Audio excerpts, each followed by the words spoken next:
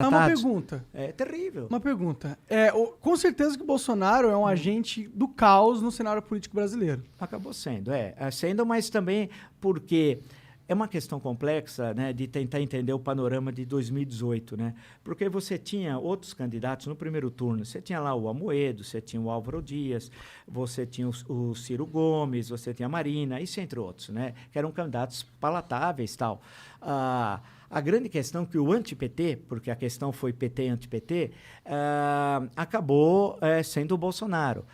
Você acha que ele tivesse um Haddad agora, teria sido melhor a situação? Sim, eu não tenho nenhuma simpatia, posso dizer com tranquilidade, com o Haddad, porque nós tivemos também alguns embates judiciais, né? Por causa que você falou coisas que ele não gostou? Não, eu falava, na época eu trabalhava na Jovem Pan, eram coisas que hoje são consideradas desprezíveis frente à tragédia de 600 mil mortos. Que era o seguinte, ele era prefeito da cidade de São Paulo, eu começava a trabalhar muito cedo e eu abria a agenda de trabalho dele. E sempre ele começava a trabalhar 9h30, 10 horas. E eu falava, claro, uma cidade pequena, a população de São Paulo é muito pequena, não tem problemas, uma cidade tranquila. Então não precisa também trabalhar, cansa, né? Depois 2 horas de almoço, depois para de trabalhar 5. Tanto que eu pus um apelido na época que pegou, mas chamado Jaiminho. O Jaiminho é um personagem lá do seriado Chaves, que é o carteiro, né? O carteiro sempre estava com fadiga. Evitar a fadiga. Evitar a fadiga. Aí ele ficou furioso com isso. Aí ele chegou até a falsificar a agenda dele para me enganar uma vez. Isso foi em 2015, num dia que eu estava lançando meu livro. Caralho, tu alugou um triplex na cabeça do Haddad. Não, aí o que aconteceu? Ele falsificou a agenda, eu abri a agenda, não tinha nenhum compromisso. Era uma segunda-feira, e nesse dia caiu um dilúvio. Morreu, inclusive, uma senhora no Lago da Concórdia. Eita, que merda. Foi uma coisa horrível e tal. E eu estava lançando meu livro à noite, na Livre a Cultura, no Conjunto Nacional. Aí, logo pela manhã, eu abri a agenda lá, falei, pô, mas hoje está demais, hein? Hoje o Jaiminho exagerou. Pô, não tem aqui nenhum compromisso. Era aí, às 11 da manhã, ele mostrou a agenda que tinha compromisso e fez gozação, postou, olha, eu enganei ele, lá. Aí o Ministério Público entrou com uma ação contra ele, por quê? Porque a agenda é a transparência. A Constituição fala no artigo 37, se não me engano, no capítulo lá, tem 5 pontos. Um deles é a questão da transparência. Tem que divulgar a sua agenda, isso faz parte. E ele falsificou um documento público, nesse caso, né? Aí houve todo um barulho à época, Caralho, etc. o cara tal. falsificou o documento Era uma coisa para só gozar. fazer uma piadinha, Só para tirar um sarro e tal. Você alugou um apartamento de 7 andares. Aí fez... Agora, você vê, claro que comparado ao que nós assistimos depois, eu não quero diminuir, porque cada época tem o seu contexto histórico e tal. Agora, a gente vive um momento muito difícil, muito triste. Mas desculpa perguntar, não te preocupa um pouco a questão do PT ele ser uma organização muito mais fodida, no sentido de... O Bolsonaro é um merda, eu concordo com você plenamente nessa questão. Porém, ele é um merda ineficiente, a gente concorda também nisso.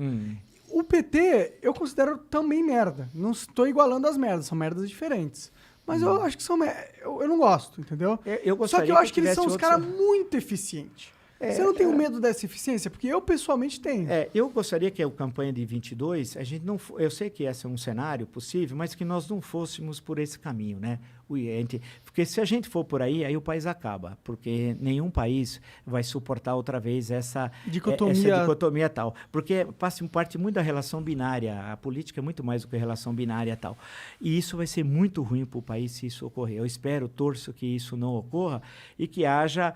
E aí depende muito dos outros, porque os dois querem isso. Agora, os outros, é aquela história. Os dois são os maiores inimigos e os maiores aliados. Porque eles se autoalimentam, né? É uma autoalimentação. Um transforma o outro no fantasma, tal, de continuidade. Vamos esperar que esses candidatos da chamada terceira via, tal, precisa apresentar programa, não é nome. Você precisa dizer o que você veio para quê. Você quer apresentar o quê? O único que tem isso é o Ciro Gomes. Agora o Ciro mesmo que o programa dele seja falho, na minha opinião, em muitas formas. Ele apresentou até em livro. Chegamos até uma vez a conversar lá no canal. Você leu o livro dele? Li. Nós fizemos uma entrevista sobre, acho que o Projeto Nacional. O que você achou do projeto dele? É interessante. Ele tem uma visão de mundo. Você não acha que é muito desenvolvimentista no sentido de achar que o Estado tem um papel maior que ele deveria ter? Aí que precisa ver, né? Qual é o papel do Estado? Essa é uma discussão central.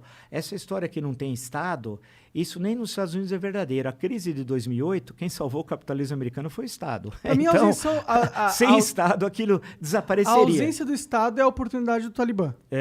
Precisa ter Estado. Agora, a grande questão é Estado aonde? Claro, eu concordo que o Estado não é para ter hotel, como teve. Isso é um absurdo, né? Você tem que ter o Estado nos setores, você precisa estar no sistema banco. O Banco do Brasil é muito importante, o BNDES é muito importante, a Caixa, que é 100% estatal, o Banco do Brasil não, mas a Caixa é muito importante. Então, você precisa ter instrumentos de Estado para o desenvolvimento econômico, isso é fundamental. Agora, precisa pensar o Brasil a médio e longo prazo, não é pensar o amanhã, não precisa olhar lá na frente. E nós fizemos isso em certo momento da história do Brasil, de pensar o Brasil a médio e longo prazo. Nós precisamos saber para onde vamos, o mundo mudou, o mundo não é mais aquele mundo de 30, 40 anos atrás, né? E está vindo Hoje, a quarta revolução industrial então, aí que o mundo todo. Você vê a China, a presença da China e toda a região do Ásia-Pacífico, né? O mundo mudou. Então, nós estamos num outro momento histórico. E nesse outro momento histórico, a gente tem de se reposicionar. Na época que o Brasil cresceu muito, o Brasil entendeu o que estava ocorrendo no mundo e se posicionou corretamente. Agora, quando eu digo nós, em geral, nós precisamos saber para onde nós vamos. Se temos um setor agora do agronegócio que é eficaz, mas isso tem um limite também, porque outros países, especialmente na África Negra, até por influência chinesa, que é muito forte na África Negra, também estão desenvolvendo uma agricultura diversificada, que não é tão dinâmica como a brasileira, mas poderá, em certo momento, ter uma proximidade com o que acontece no Brasil. Certeza, né? Porque realmente o que ocorreu no Brasil, uma revolução, uma coisa fantástica. Então, e o mundo vai mudando. Hoje, essas revoluções tecnológicas, o processo de trabalho mudou, e a gente precisa educar. A questão da educação, do que eles chamam de qualificar a força de trabalho, é fundamental, né? Você acha que a internet vai ajudar a gente nesse sentido? Eu achei que ajudaria muito em certa época, seria mais fácil do que, na realidade, está ocorrendo. Né? Porque o Brasil é um país, por exemplo, tem mais celulares que habitantes. Isso é legal. Então, acho que 120 milhões, não sei, de brasileiros, 100 milhões têm acesso à internet, que é um número muito legal. É legal, quanto mais ampliar, melhor, mas já é um número extremamente muito expressivo. Sim. Agora, que as pessoas vão dominando coisas mais simples, já estão dominando. Agora, você tem de ter um processo de educação em massa, né?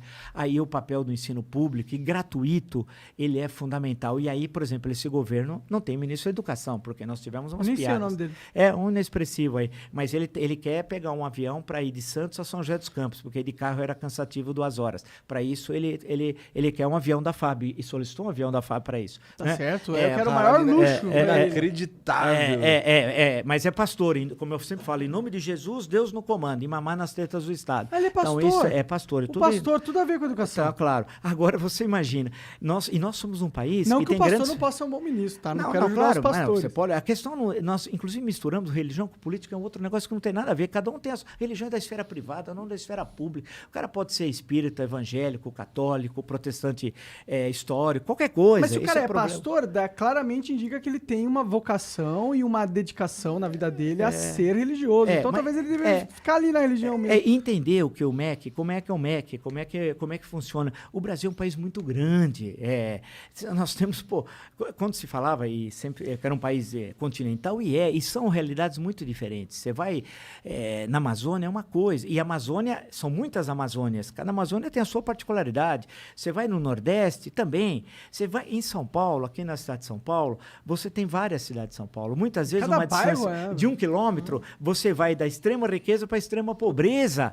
Você fala assim, como essa cidade... Às vezes não é nem 1 quilômetro. A cidade... fotos do Morumbi, mansões do lado de... Então, você tem uma cidade que você convive. E essa é uma questão que nós temos de enfrentar. São várias São Paulos dentro da mesma São Paulo. Então, é necessário diminuir as desigualdades sociais. Parte da insegurança... Quando você tem uma boa máquina de segurança pública que funciona de forma eficaz e, ao mesmo tempo, você tem uma boa estrutura de educação, de transporte e saneamento básico, como alguns países conseguiram fazer com eficiência, e nós temos condições para isso, porque em tecnologia nós temos grandes engenheiros, sanitaristas, etc., você vai enfrentando essas coisas. A grande questão é que as desigualdades, elas, ao invés de diminuírem, e eu lembro quando eu nos anos 70, antes de fazer história, eu fiz economia, mas acabei não terminando o curso, nós discutimos muito a questão de concentração de renda. Ela aumentou, não diminuiu.